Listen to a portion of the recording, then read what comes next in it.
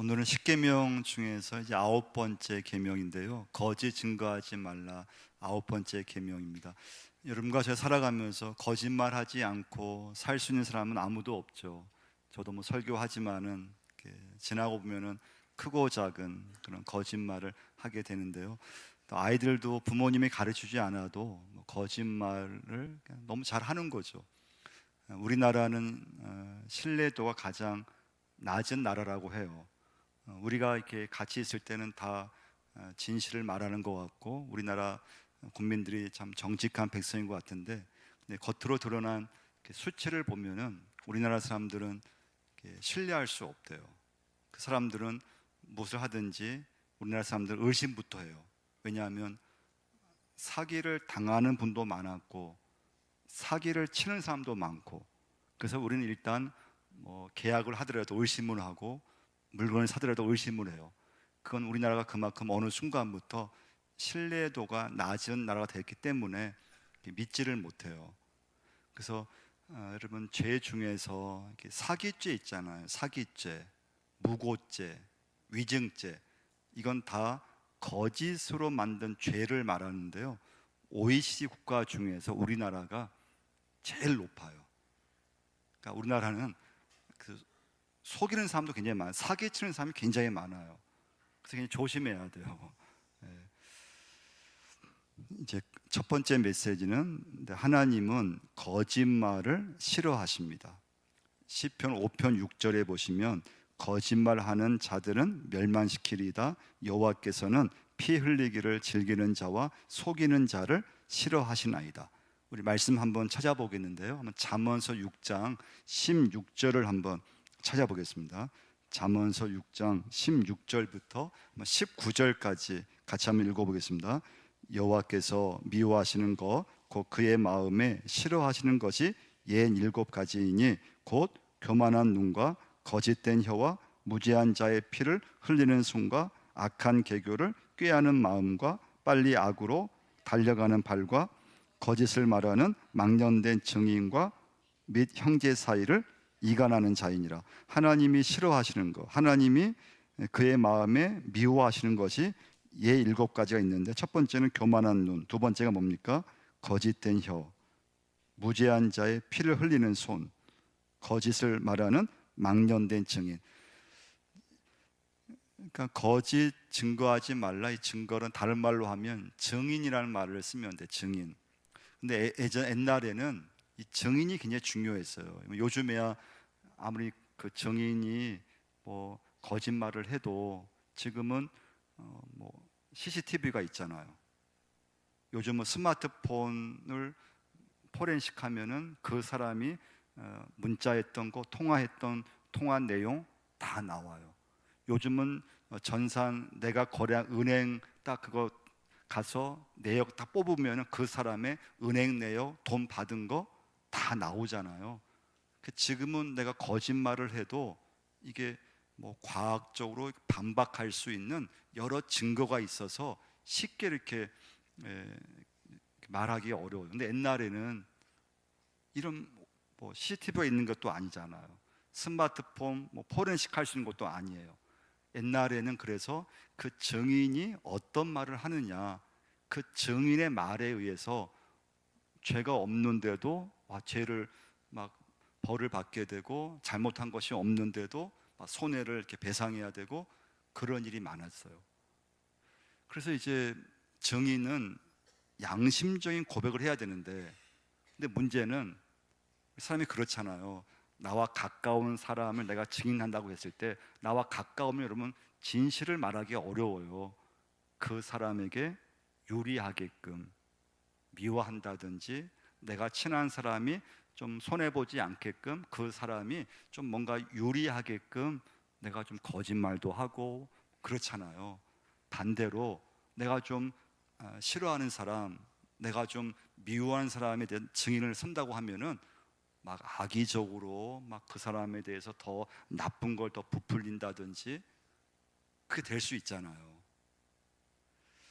그러니까 여러분과 제가 참 살아가면서 이렇게 참 객관적으로 본다는 게 굉장히 어렵다는 걸 알게 돼요. 근데 우리 인간의 죄성은 나에 대해서는 진짜 우호적인 거고요. 남에 대해서는 굉장히 이렇게 냉정할 때가 있어요. 그런 내 딴에는 굉장히 공정하게 공평하다고 나는 생각하는데, 근데 사실은 나와 가까운 사람에 대해서는 그냥 넘어갈 때도 많고 미워할 때가 많고, 근데 내가 좀 싫어하는 사람에 대해서는 좀 더 막 공격할 때가 많고 더 좀 이렇게 악의적으로 할 때가 많다는, 근데 그게 다 이 아홉 번째 계명을 어기는 거라는 거예요. 그래서 여러분과 저는 이 시간부터 무엇이든지 좀 객관적으로 보려고 하셔야 돼요. 나와 친한 사람이든 나와 좀 친하지 않는 사람이든 어떻게 하든지 좀 진실을 말할 수 있는 그런 사람이 되셔야 돼요. 근데 거짓말이 나쁜 것은,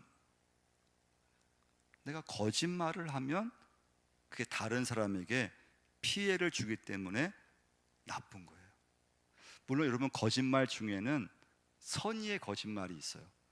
나도 모르게 나오는 그런 거짓말이 있어요. 가까운 친구들, 내 전화할게 얘기했지만 아직까지 전화를 하지 못했던 그 거짓말이 있죠.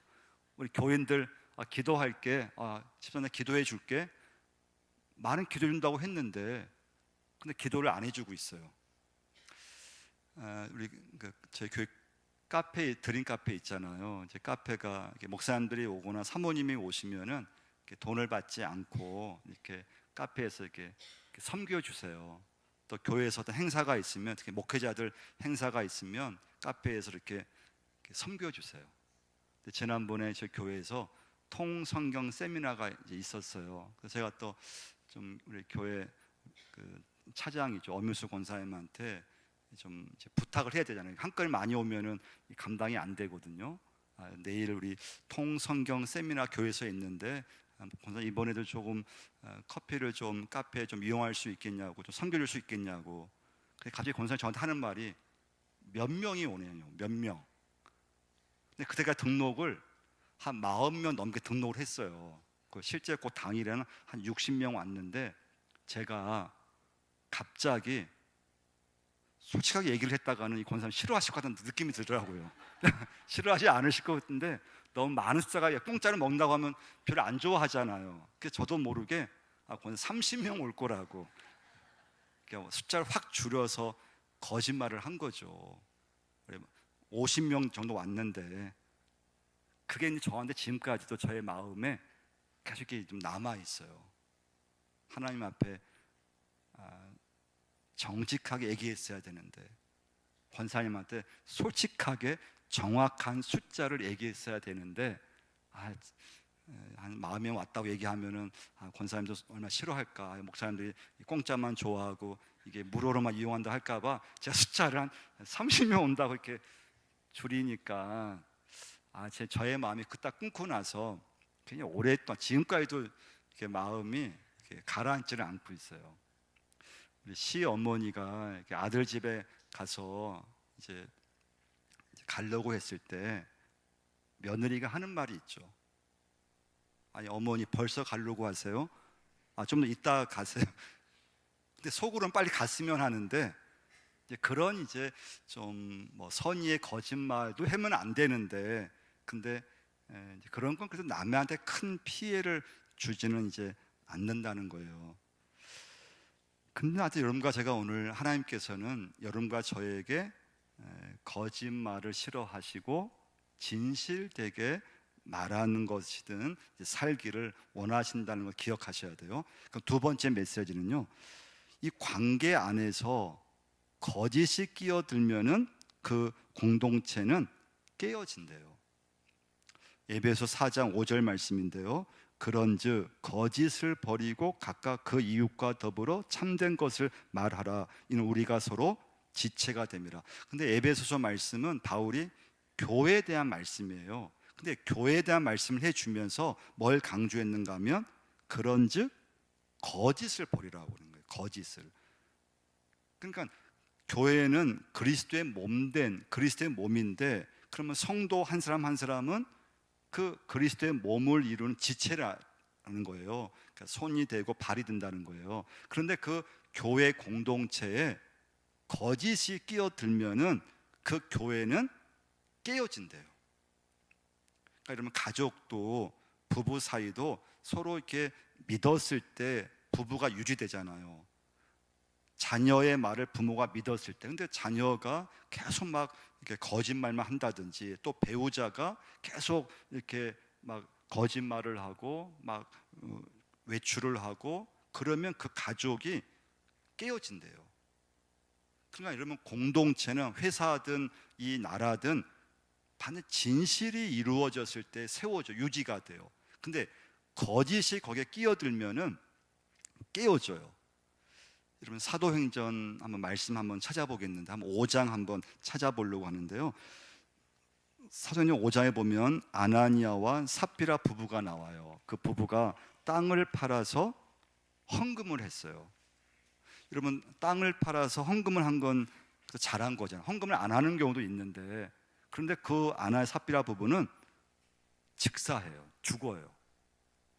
그 본문을 읽어보시면은 왜 하나님 이렇게 과하게 하시지? 좀 이해가 안 될 때가 있어요. 한번 찾아보겠습니다.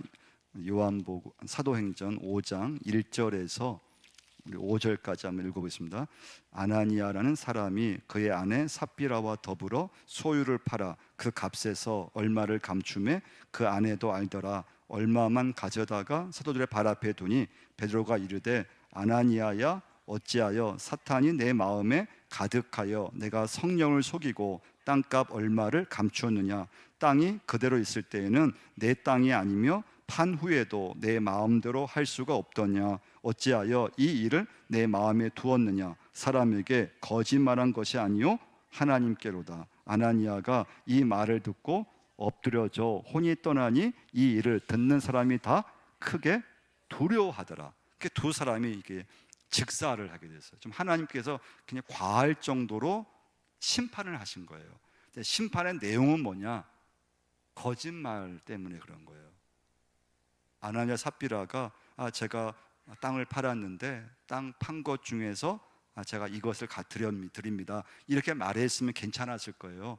그런데 왜 하나님은 여러분과 저에게도 만약에 지금 우리가 헌금 드리는데, 근데 헌금을 내가 하나님 앞에 정직하게 드리지 않았다고 해서 하나님이 여러분과 저를 막 지금 벌하거나 그렇게 하지 않으시잖아요. 근데 왜 초대교회 때 이렇게 하나님께서 이 가정을 좀 이렇게 엄하게 하셨을까요? 왜 과할 정도로 하나님은 이 부부를 이렇게 책망하셨을까요? 땅을 팔아도 헌금을 안 드는 경우도 많이 있는데, 그래도 땅을 팔아서 그 땅을 판 것 중에서 일부를 드린 것도 잘한 것인데, 근데 하나님은 아나니와 삽비라의 이 부부의 솔직하지 못한 것을 굉장히 문제 삼으셨어요. 그 이유는 무엇인가 하면요, 거짓이 끼어들면은 공동체는 세워질 수 없다는 거예요.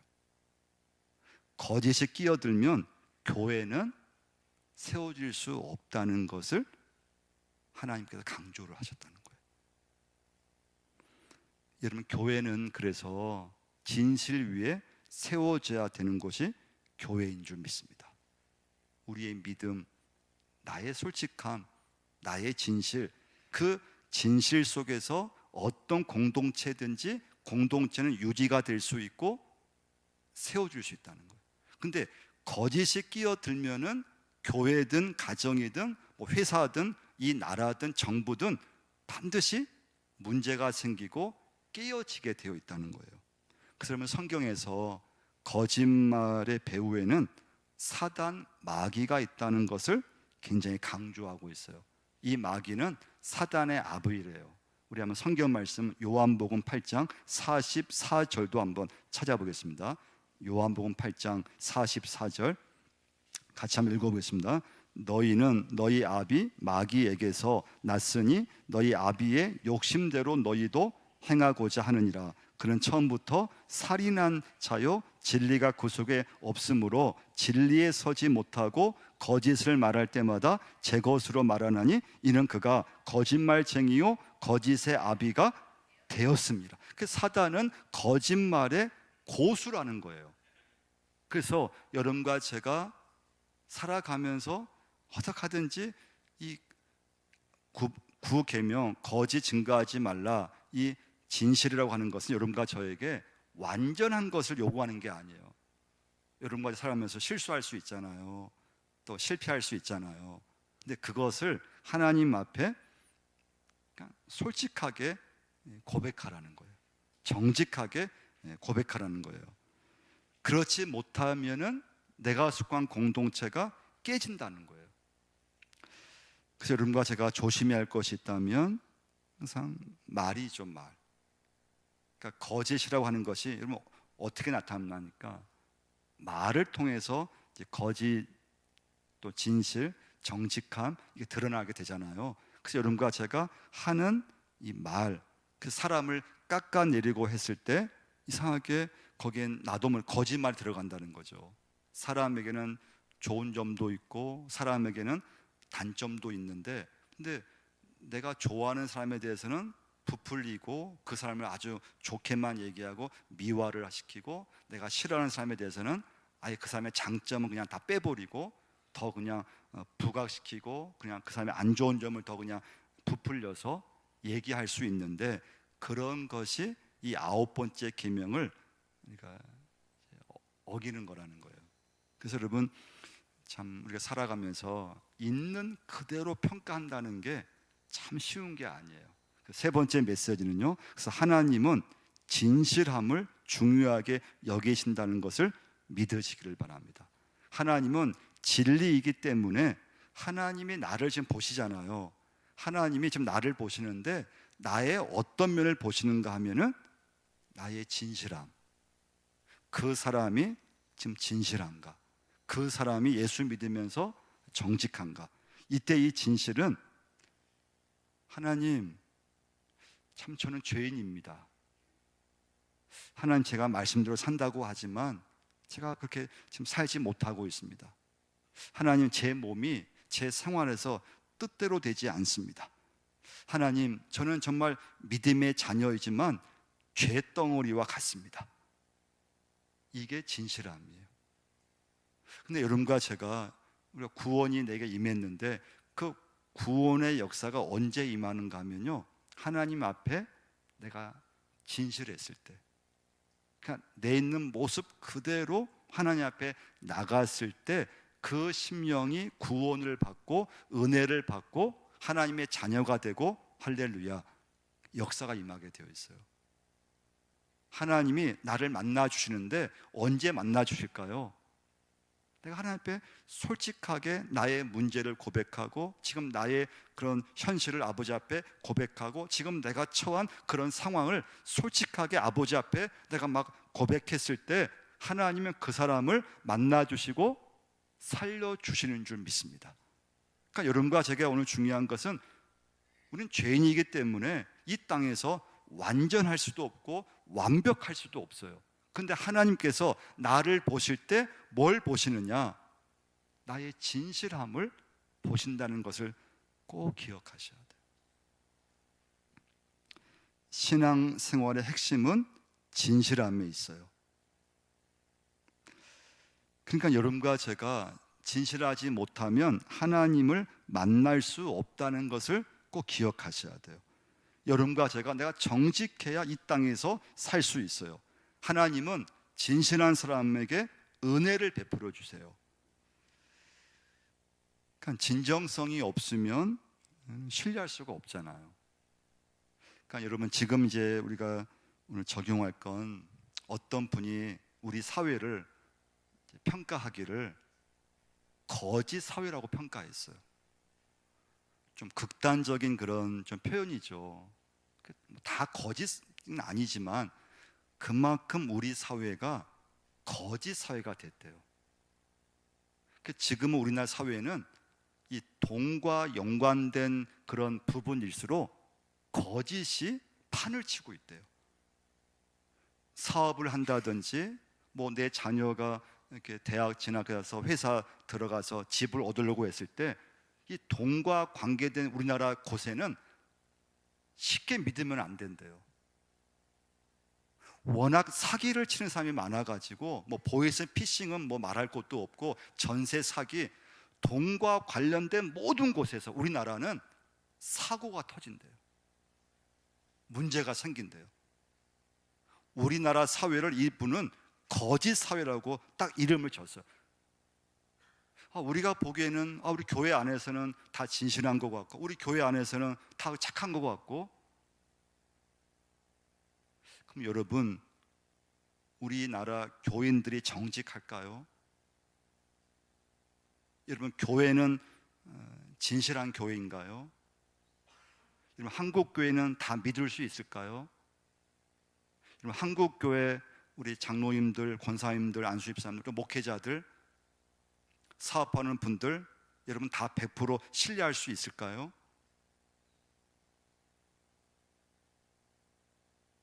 우리나라 사회는 교회는 많아졌고 교인 수는 많이 늘어났는데, 근데 점점 사회는 좋아지는 게 아니고 점점 돈과 관련된 부분에는 더 많은 거짓과 더 많은 사고와 더 많은 문제가 계속 터지고 있다는 거예요. 그래서 여러분, 오늘 이제 결론은 하나님 백성들의 경쟁력은 정직에 있다는 것을 꼭 여러분 기억하셔야 돼요. 여러분, 지금은 어디를 이렇게 가더라도요, 어느 회사든지 능력이 많은 사람은 많대요. 능력이 많은 사람, 재주가 많은 사람, 재능이 많은 사람은 너무 많대요. 그런데 문제는 믿을 수 있는 사람은 적대요. 정말 믿을 수 있어서 내 것을 다 맡길 수 있는 그런 사람을 찾는 것은 굉장히 어렵대요.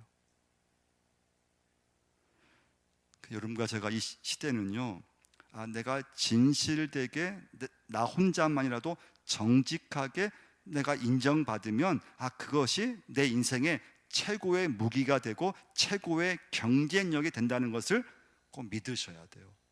근데 그게 믿어지지 않고, 근데 목사님, 지금 세상이 이게 정직만 갖고는 되지 않아요. 어떻게 하든지 거짓말을 해서라도 뭔가 이익이 되든지 나에게 도움이 되든지 그렇게 영리하게 살아야지, 사람이 그냥 그런 영리함도 없이 그냥 너무 이렇게 순수하게 이게 정직하게 살면 안 돼요. 그런 말 할 수 있을지 모르겠어요.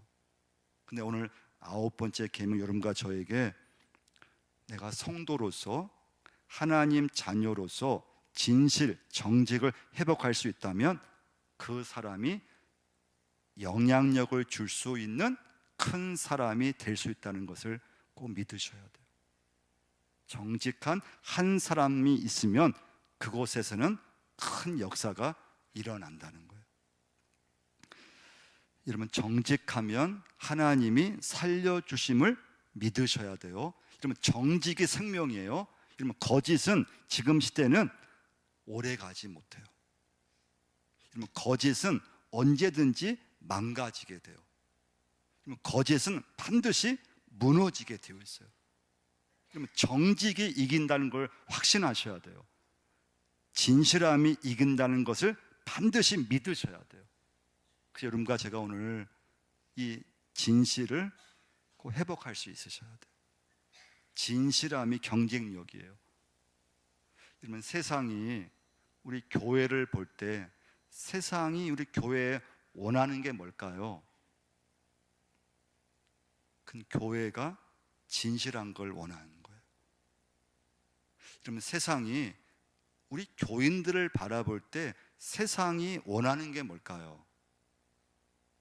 그건 여러분과 저의 진실함을 원하는 거예요. 우리가 아무리 예배를 드리고 기도를 아무리 많이 해도 그 사람이 세상에서 진실하지 못하면 영향력을 절대 끼칠 수가 없어요. 신뢰를 못 줘요. 그래서 우리는 이 시간부터 여러분과 저는 어떻게 하든지 하나님의 나라를 만들어 가려고 하잖아요. 우리 가정을 하나님 나라로 만들어 가야 돼요. 내 직장, 내 사업장, 하나님이 통치하시는 하나님 나라를 만들어 가야 돼요. 그럼 여러분과 제가 하나님이 나를 통치하시는데 그 통치를 받아야 될 가장 중요한 부분이 어딘가 하면 내 입의 혀임을 기억하셔야 돼요. 내 입술이에요. 하나님, 제 입술을 통치하여 주옵소서. 하나님, 제 입술에서 거짓이 사라지게 하시고 제 입술을 통해서 진실된 말을 하게 하여 주옵소서. 근데 이것은 여러분 내 힘으로 되는 게 아니에요. 예수님을 믿은 사람, 하나님의 자녀, 예수님의 은혜를 받은 사람, 십자가의 은혜가 있는 심령은 거짓말을 해도 견디지를 못해요. 그래서 여러분과 제가 이 시간부터 예수님을 잘 믿는 사람, 하나님을 정말 말씀대로 살려고 하는 사람이, 그 믿음이, 그 사랑이 십계명을 나의 삶의 기준으로 세워가는 걸 보게 돼요.